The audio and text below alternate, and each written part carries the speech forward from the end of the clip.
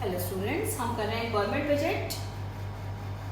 Last 2 videos हैं, उनमें हमारे पास गवर्नमेंट बजट का जो कंपोनेंट है वो बजट रिसीव्स, वो हमारा कंप्लीट होता है। इसमें हम करेंगे बजट एक्सपेंडिचर। अब सबसे पहले इसकी डेफिनेशन। अब जो बजट एक्सपेंडिचर है, बजट एक्सपेंडिचर वही एस्टिमेटेड कि बजट एक्सपेंडिचर हमें ये बताता है कि कमिंग फाइनेंशियल ईयर में गवर्नमेंट का एस्टिमेटेड एक्सपेंडिचर कितना है। अब ये चीज़ हम बार बार कर चुके हैं कि हमेशा एस्टिमेटेड लगाना है, तो ये चीज़ आपको समझ आ चुकी है। तो सबसे पहले इसकी डेफिनेशन अभी बताई। अब जैसे हमने बजट रिसीव्स के 2 क्लासिफिकेशन किए थे, रिवेन्यू और कैपिटल, ऐसे ही हमारे पास बजट एक्सपेंडिचर के भी 2 हमारे पास आ जाएंगे, रिवेन्यू एक्सपेंडिचर और कैपिटल एक्सपेंडिचर। अब ये जो एक्सपेंडिचर है, एक्सपेंडिचर करने से पहले आपको पहले रिसीव्स अच्छे से करनी पड़ेगी, क्योंकि वही वर्ड्स आपके पास यहाँ बार बार आएंगे जो वहाँ आए थे। तो इसलिए आपको आराम से पहले वाली वीडियो जब अच्छे से देख लोगे तब इस वाली वीडियो में आप इस कंसेप्ट को समझ पाएंगे। अब हमारे पास सबसे पहले रिवेन्यू एक्सपेंडिचर, दोनों को मैंने साथ इसलिए लिया है क्योंकि रिसीव्स में भी देखिए मैंने दोनों साथ साथ करवाया था। अब पहले कुछ एग्जाम्पल देख लीजिए गवर्नमेंट के खर्चों, उससे फिर इन दोनों को आपको क्लासीफाई करना आसान हो जाएगा, डेफिनेशन समझनी आपके लिए आसान हो जाएगा।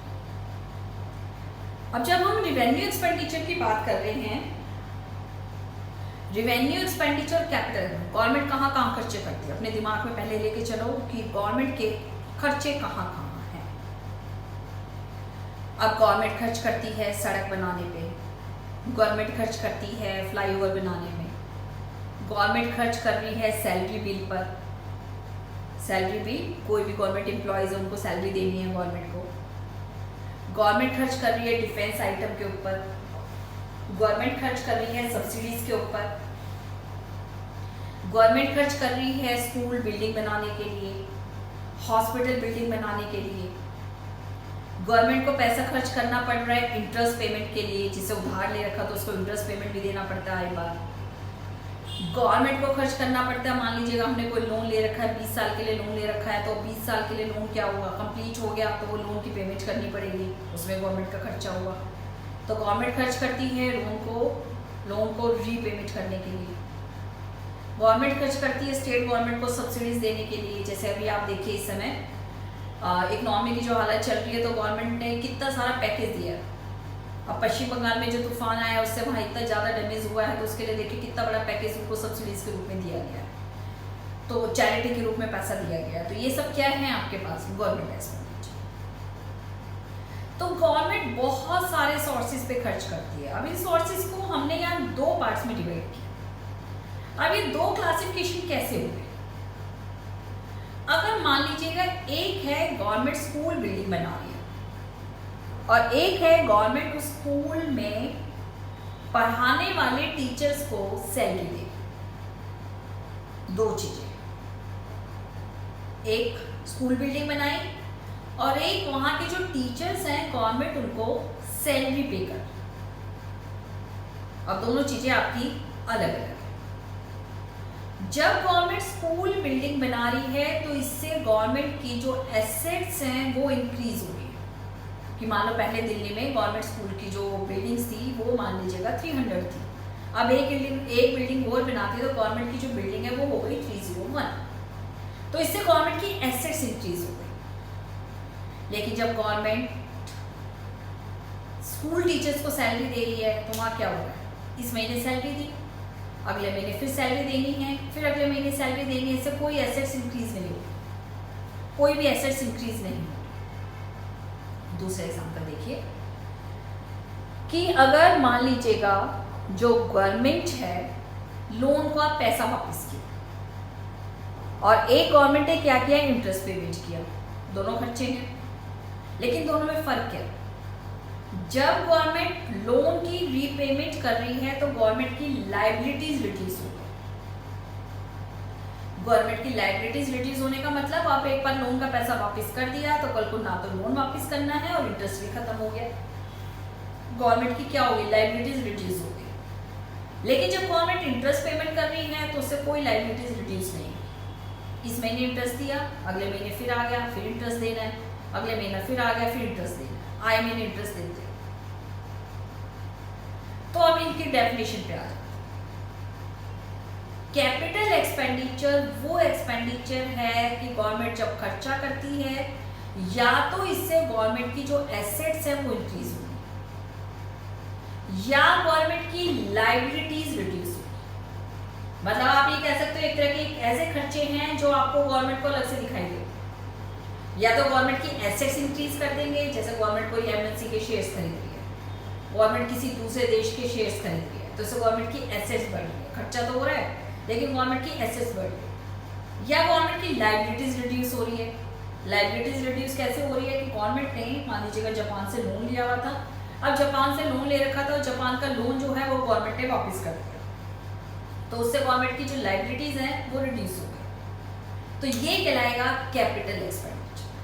और रिवेन्यू एक्सपेंडिचर ना तो लायबिलिटीज पे कोई इफेक्ट डालेगा ना ही एसेट्स पे कोई इफेक्ट डालेगा।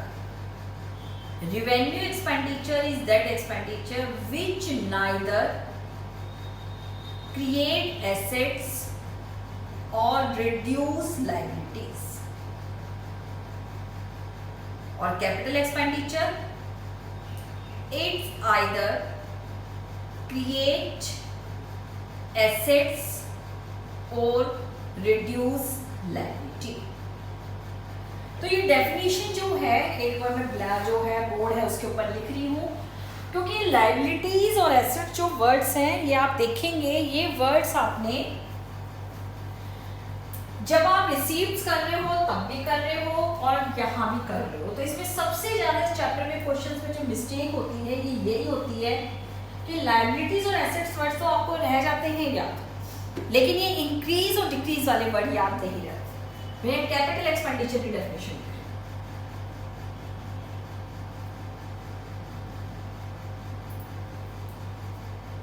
these are expenditure which either create assets or reduce liabilities.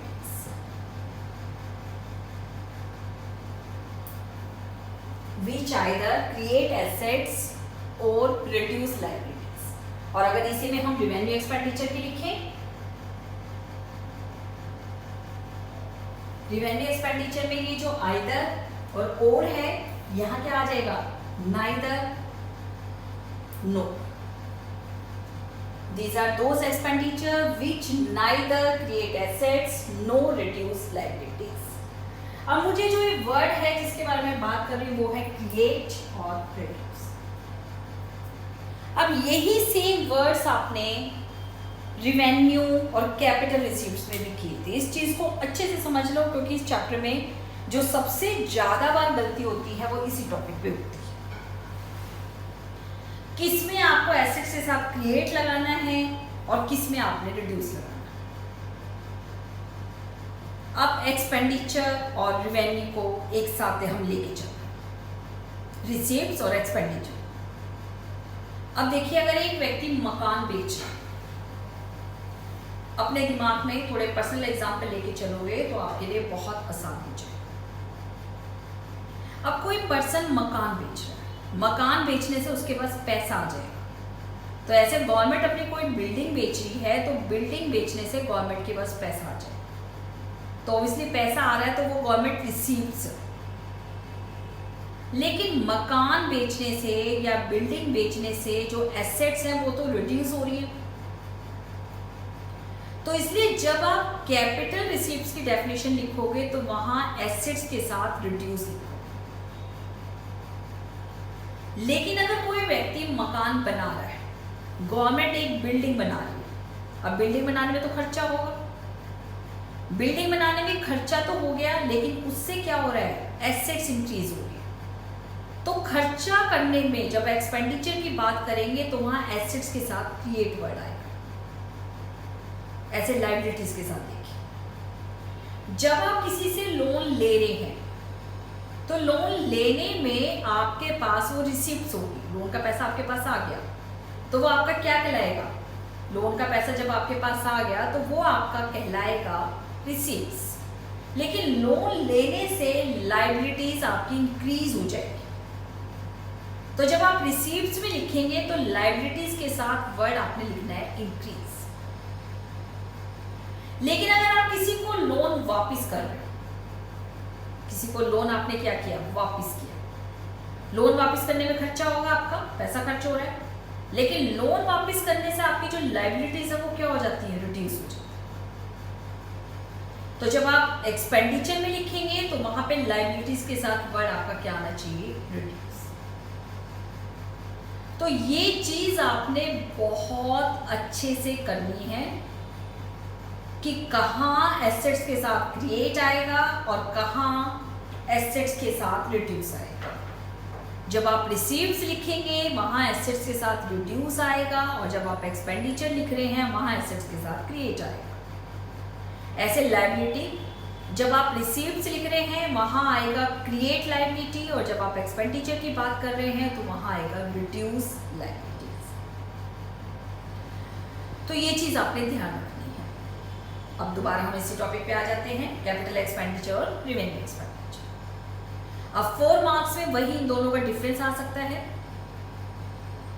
Difference में वही 4 कॉलम आपके बन जाएंगे। बेस में आपके पास फर्स्ट पॉइंट आ गया liabilities. Revenue expenditure is that expenditure which do not reduce liabilities. और कैपिटल एक्सपेंडिचर में capital expenditure is that expenditure which reduce liabilities for the government. Second point आपके पास आ गया एसेट्स। सेकेंड पॉइंट आपके पास assets. तो assets में revenue expenditure में it does not create assets for the government, और capital expenditure में it create assets for the government. Create assets for the government. Third point nature. Revenue expenditure recurring होता है, बार बार होने वाला। Capital expenditure non recurring होता है। Example से clear कर सकते हो इसको। अब जैसे सैलरी देनी है, इस महीने सैलरी दी, फिर अगले महीने सैलरी दी, कोई टीचर रिटायर हो जाएगा, उसकी जगह कोई दूसरा टीचर आ जाएगा, आपको बार बार क्या करना है, आपको बार बार आपको सैलरीज देनी पड़ेगी। ऐसे गवर्नमेंट जो चैरिटी दे रही है, गवर्नमेंट जो ग्रांट्स दे रही है, हेल्प कर रही है। अब जैसे पश्चिम बंगाल में पहले कोरोना के लिए हेल्प दी गई थी, उसके बाद अल्फान तूफान आ गया तो गवर्नमेंट को फिर दोबारा हेल्प देनी पड़ी। गवर्नमेंट ये तो नहीं कह सकती ना कि आपको एक बार हेल्प कर चुके हैं, हम दोबारा हेल्प नहीं करेंगे। तो ऐसे किसी अभी स्टेट में, भगवान ना करे किसी स्टेट में दोबारा कोई ऐसी कैजुअलिटीज आ जाती है, कोई नेचुरल क्लाइमिटीज आ जाती है, तो गवर्नमेंट हेल्प देने के लिए दोबारा मना नहीं कर सकती। तो जो रिवेन्यू एक्सपेंडिचर है वो होता है रिकरिंग, लेकिन जो कैपिटल एक्सपेंडिचर है वो नॉन रिकरिंग। आपने किसी का लोन का पैसा वापस कर दिया, एक बार जब लोन का पैसा वापस कर दिया तो दोबारा कोई आपसे क्यों मांगने आएगा, एक बार दे के काम खत्म। किसी एरिया में गवर्नमेंट ने स्कूल बिल्डिंग बना दी, एक स्कूल बिल्डिंग बना दी, रिस्पॉन्सिबिलिटी खत्म, दोबारा वहाँ बनाने की जरूरत नहीं। गवर्नमेंट एक बार फ्लाईओवर बना दिया, 5-10 साल तक छुट्टी, जितने साल तक वो आराम से चलेगा। तो कैपिटल एक्सपेंडिचर में गवर्नमेंट जो भी खर्चा कर रही है वो खर्चा ऐसा है जो एक ही बार गवर्नमेंट को करना, बार बार उसको नहीं करना पड़ता। लेकिन रिवेन्यू एक्सपेंडिचर में गवर्नमेंट जो भी खर्चा कर रही है वो खर्चा ऐसा हो रहा है जो गवर्नमेंट को बार बार करना पड़ रहा है। जैसे गवर्नमेंट ने ओल्ड एज पेंशन देना शुरू कर दिया, अब एक बार शुरू कर ली तो आगे ये अमाउंट बढ़ता ही चले जाएगा, कभी खत्म होने का काम नहीं है। ऐसे गवर्नमेंट गिफ्ट और ग्रांट्स दे रही है, वो बार बार देने ही देने पड़ेंगे। गवर्नमेंट हेल्प कर रही है किसी भी स्टेट को, पर्सन्स को, वो गवर्नमेंट को बार बार करने ही पड़े। फोर्थ पॉइंट एग्जाम्पल आपको इतने सारे एग्जाम्पल बताए हैं, वो सारे एग्जाम्पल यहाँ आपके पास आ सकते हैं।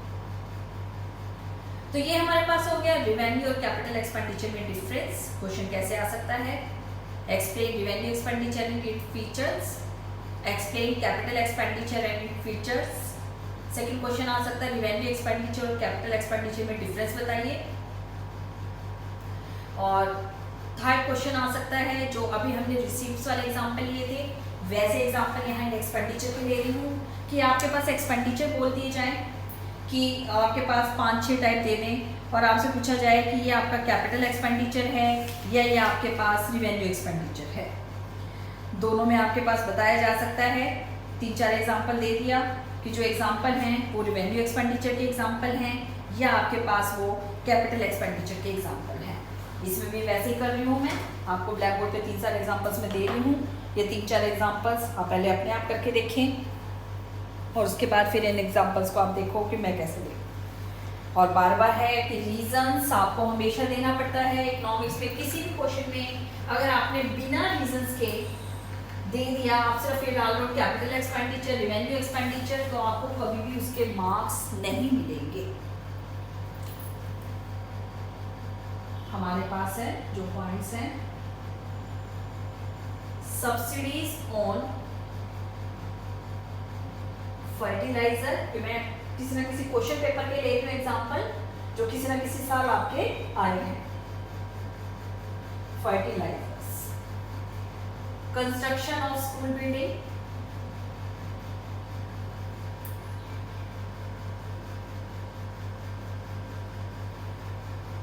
repayment of loan,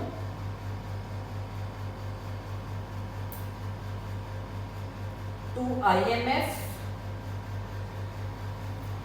grants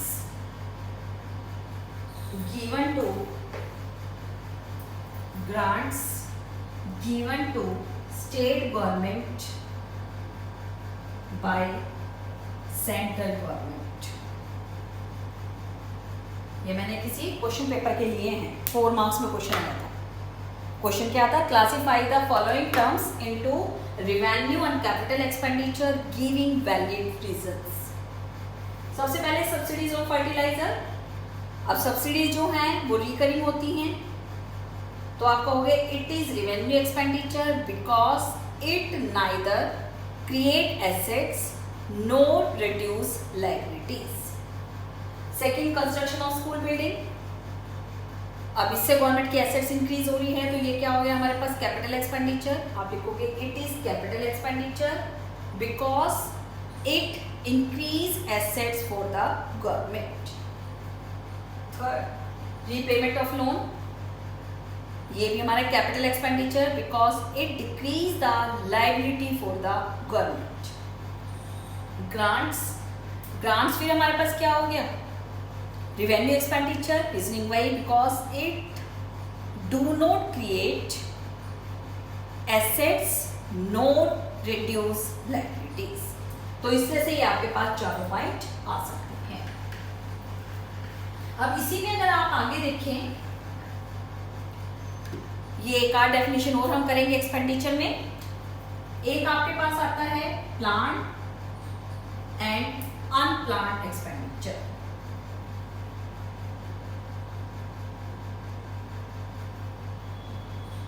नाम से क्लियर, प्लान, जो गवर्नमेंट अपने बजट में प्लानिंग करके जो एक्सपेंडिचर करती है वो कहलाता है प्लान एक्सपेंडिचर। और अनप्लान्ड, जिसकी गवर्नमेंट ने कोई प्लानिंग नहीं किया, गवर्नमेंट को अचानक वो खर्चा करना पड़ जाए, तो वो क्या कहलाता है? आपका अनप्लान्ड एक्सपेंडिचर। जैसे आप देखिए इस समय जो कोरोना पे गवर्नमेंट इतने करोड़ रुपए खर्च कर रही है, वो इस साल के बजट में तो कोई प्लान ही नहीं किया गया था। किसको पता था कि इस तरह की महामारी देश में आएगी? तो ये सारा हमारा कौन सा था? Unplanned expenditure. तो इस टॉपिक में अब हमने जो किया है, इस चैप्टर में जो हमने किया अभी तक, वो हमने 2 तरह का क्या किया हमने, इसमें हमने जो किए वो गवर्नमेंट बजट के कंपोनेंट्स किए।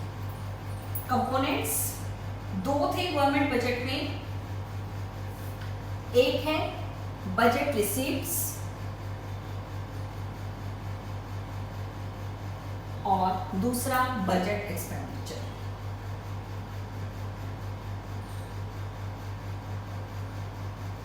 अब ये टॉपिक हमने कंप्लीट डिटेल इनका हम कर चुके। अब इसके बेस पर आगे हम करेंगे टाइप्स ऑफ बजट। ये जो 2 चीजें हैं, इन दोनों चीजों को साथ लेकर हम करेंगे टाइप्स ऑफ बजट।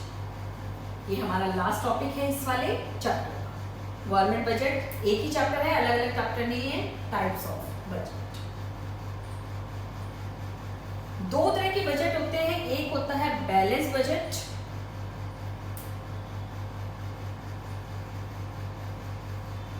अब बैलेंस बजट क्या है? बैलेंस बजट वो बजट है जिसमें गवर्नमेंट की रिसीट्स और एक्सपेंडिचर में बैलेंस। मतलब इस तरह के बजट में गवर्नमेंट क्या करती है, गवर्नमेंट को जितना पैसा मिलने की उम्मीद है फाइनेंशियल ईयर में, गवर्नमेंट उतना ही पैसा खर्च करने की प्लानिंग करती है। तो balance budget is that type of budget where budget receipts are equal to budget expenditure. यहां पे क्या होगा, बैलेंस बजट जो बजट रिसीव्स हैं और बजट एक्सपेंडिचर हैं दोनों इक्वल होंगे। गवर्नमेंट को कमिंग फाइनेंशियल ईयर में जितना पैसा मिलने की उम्मीद है, गवर्नमेंट खर्च की प्लानिंग भी उतनी करे। देखने में बजट बहुत अच्छा है, लेकिन आप देखिए इस तरह के बजट से किसी भी इकोनॉमी में कभी भी डेवलपमेंट नहीं हो सकती। जैसे 1947 में जब हमें इंडिपेंडेंस मिली तो गवर्नमेंट जब बजट के टाइप सोच रही थी, तो गवर्नमेंट अगर बैलेंस बजट का कंसेप्ट अपनाती, मतलब गवर्नमेंट ये सोचती कि इस आने वाले साल में गवर्नमेंट को जितना पैसा मिलेगा गवर्नमेंट उतना ही खर्च करेगी, तो देखिए देश का डेवलपमेंट कभी भी इतना नहीं होगा। तो ये जो बैलेंस बजट है थ्योरेटिकल तो बहुत अच्छा है, इससे गवर्नमेंट क्या है एक्स्ट्रा खर्चा नहीं करती, फिजूल खर्ची नहीं करती। लेकिन जो डेवलप कंट्रीज हैं या डेवलपिंग कंट्रीज हैं, उनको जब डेवलपमेंट के लिए और ज़्यादा पैसा चाहिए तो गवर्नमेंट इस बजट के ऊपर फोकस नहीं कर सकती। आज वर्ल्ड में कोई भी ऐसा देश नहीं है जो बैलेंस बजट का सहारा लेता है। कोई भी इकोनॉमी वर्ल्ड की, चाहे वो डेवलपिंग इकोनॉमी है, जो डेवलप्ड है, चाहे अंडर डेवलप्ड है, किसी भी इकोनॉमी में आपके पास जो है वो बैलेंस बजट नहीं बनाया जाता है। अब दूसरा हमारे पास टाइप्स ऑफ बजट में फर्स्ट हमने किया बैलेंस बजट, बैलेंस्ड। सेकंड होता है अनबैलेंस्ड। अनबैलेंस्ड बजट जहां गवर्नमेंट रिसीव्स गवर्नमेंट एक्सपेंडिचर के इक्वल नहीं होती। सिंबल्स यूज नहीं करोगे, यहाँ मैं ब्लैक बोर्ड देखकर बड़ा लिखने की वजह कर रही हूँ, लेकिन जब एग्जाम में यूज करोगे फुल फॉर्म यूज करोगे, सिंबल्स यूज नहीं करोगे। तो government receives are not equal to government expenditure. अब जब इक्वल नहीं है तो इसमें दो पोजीशन हो सकती हैं, या तो सरप्लस। सरप्लस क्या है, गवर्नमेंट के पास एक्स्ट्रा पैसा बच जाए, जितना पैसा मिलने की उम्मीद है गवर्नमेंट उससे कम खर्चे की प्लानिंग करे, पैसा कुछ बच जाए। जैसे हम लोग करते हैं, जो कंज्यूमर्स हैं, हम अपने घरों में जनरली बैलेंस बजट बनाते हैं, जितनी इनकम होती है उतना खर्चा करने की कोशिश नहीं करते, थोड़ा बहुत पैसा हम सेव करने की कोशिश करते हैं। तो वो है हमारा surplus budget, when government receives are greater than government expenditure. इसमें गवर्नमेंट के पास क्या हो जाती है, सेविंग हो जाती है। ऐसा बजट भी वर्ल्ड में कहीं नहीं होता, क्योंकि गवर्नमेंट के खर्चे पूरे नहीं होते तो गवर्नमेंट सेविंग कहां से करेगी। दूसरा बजट इसमें डेफिसिट बजट। डेफिसिट बजट, अब डेफिसिट बजट क्या है, इसका आपके पास डेफिसिट बजट में इसका उल्टा होगा। Government receives are less than government expenditure, या आप इसको क्या लिख सकते हो, government expenditure is greater than government receives. अब वर्ल्ड में हर एक देश में इंक्लूडिंग इंडिया वो बजट डेफिसिट ही को ही फेस कर रहा है। आपको यहाँ कई बार लगता है कि अमेरिका जैसे देश है, इस टाइम तो देखो अमेरिका भी किस पोजीशन से निकल रहा है, पर नॉर्मल सिचुएशन में बच्चों को लगता था कि अमेरिका जैसा देश है, अमेरिका जैसे देश में तो उनके पास इतना पैसा है तो वो भी क्यों डेफिसिट बजट बनाए।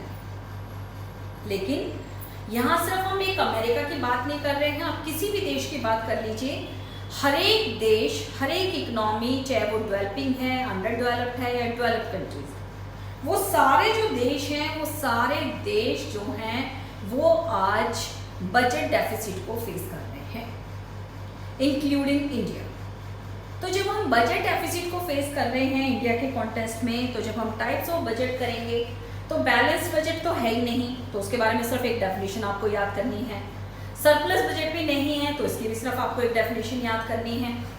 लेकिन जब हम डेफिसिट बजट कर रहे हैं तो इसमें इंडिया है, दूसरे देश हैं, सब बजट डेफिसिट को फेस कर रहे हैं, तो हमें इसी को आगे डिटेल में लेके जाना है। तो हमारे पास बजट डेफिसिट या डेफिसिट बजट एक ही चीज है।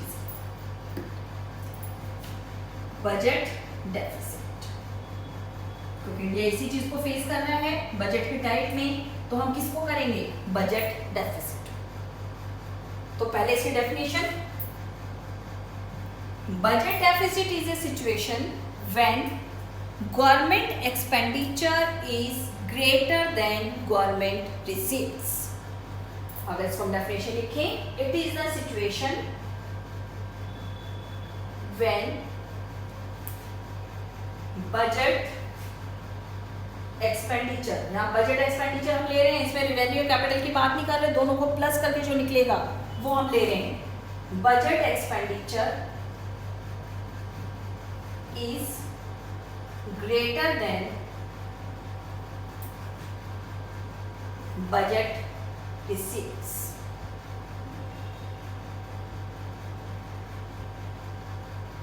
हमेशा एक्सपेंडिचर ज्यादा होगा और रिसीट्स कम होगी। मतलब आने वाले साल में गवर्नमेंट ये देखती है कि रिसीट्स को मिलनी है 40,000 करोड़, लेकिन गवर्नमेंट अपने खर्च के लिए जो प्रोविजन करती है वो करती है 50,000 करोड़। 10,000 करोड़ का शुरू से डिफरेंस चलता है, उसके बाद गवर्नमेंट सोचती है 10,000 करोड़ का गवर्नमेंट क्या करेगी, कहाँ से कैसे अरेंजमेंट करे।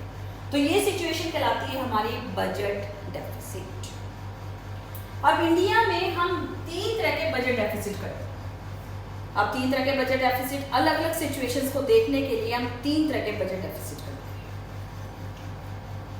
हैं। एक है revenue deficit, second fiscal deficit, और थर्ड प्राइमरी डेफिसिट। इंडिया में जब हम बजट डेफिसिट को स्टडी करते हैं तो बजट डेफिसिट को स्टडी करने के लिए हम ये 3 सिचुएशंस लेके चल रहे हैं जो मैंने बोर्ड पे लिखी, रेवेन्यू डेफिसिट, फिस्कल डेफिसिट और थर्ड प्राइमरी डेफिसिट। अब ये जो 3 सिचुएशंस हैं, तीनों को हमें डिटेल में करना है, तीनों की हमें डेफिनेशन करनी है, तीनों की हमें इम्प्लीकेशंस करनी है। अभी डिटेल में करने का मतलब एग्जाम पॉइंट ऑफ व्यू से देखिए तो तीनों क्वेश्चंस अलग अलग 4-4 मार्क्स के आते हैं। रेवेन्यू डेफिसिट क्या है, इसकी इंपॉर्टेंस बताइए, फिस्कल डेफिसिट क्या है, इसकी इंपॉर्टेंस बताइए, प्राइमरी डेफिसिट क्या है, इसकी इंपॉर्टेंस बताइए। और जब हम इनको करेंगे तो इनको निकालने के फार्मूले भी हम करेंगे, और फार्मूले जब करेंगे तो इसके बेस पे न्यूमेरिकल्स भी हैं। अभी तक गवर्नमेंट बजट में जो टॉपिक हुआ है, गवर्नमेंट बजट में वो टॉपिक जो हुए हैं उनमें कोई न्यूमेरिकल, कोई डायग्राम नहीं था। लेकिन जब हम ये वाला पोर्शन कर रहे हैं, ये जो अभी मैंने बोर्ड पे लिखा है बजट डेफिसिट और उसके 3 टाइप्स, एक हो गया बजट डेफिसिट और 3 इसके टाइप जो हैं, चारों के लेके न्यूमेरिकल क्वेश्चंस आपके पास हैं। डायग्राम इस वाली यूनिट में भी नहीं है। डायग्राम का तो देखो मैंने आपको बताया था, फर्स्ट यूनिट में नेशनल इनकम में कोई डायग्राम नहीं था, मनी बैंकिंग में कोई डायग्राम नहीं था, मनी बैंकिंग में तो न्यूमेरिकल्स भी नहीं थे। फिर हमने थर्ड यूनिट की, थर्ड यूनिट सिर्फ एक ऐसी यूनिट थी जिसमें डायग्राम्स थे, और डायग्राम बेस्ड क्वेश्चंस मैंने वहाँ बीच में कई करवाए हैं, किस तरह से डायग्राम बेस्ड क्वेश्चंस आपके पास वहाँ आ सकते हैं। उसके बाद गवर्नमेंट बजट की जो अभी तक हमने टॉपिक की उसमें ना तो डायग्राम था और ना ही न्यूमेरिकल्स। तो डायग्राम तो इस यूनिट में अभी कोई नहीं आएगा, लेकिन ये जो 3 क्वेश्चन हमारे पास हैं इसके हम न्यूमेरिकल्स करेंगे, तो इसके फार्मूले आपको याद होने चाहिए। इसके न्यूमेरिकल्स CBSE में भी ज़्यादा तो नहीं, नेशनल इनकम का तो जैसे 100% टाइम्स आप तैयार करें, लेकिन इसमें से भी कई बार न्यूमेरिकल आपका एनुअल एग्जाम में भी आया हुआ है।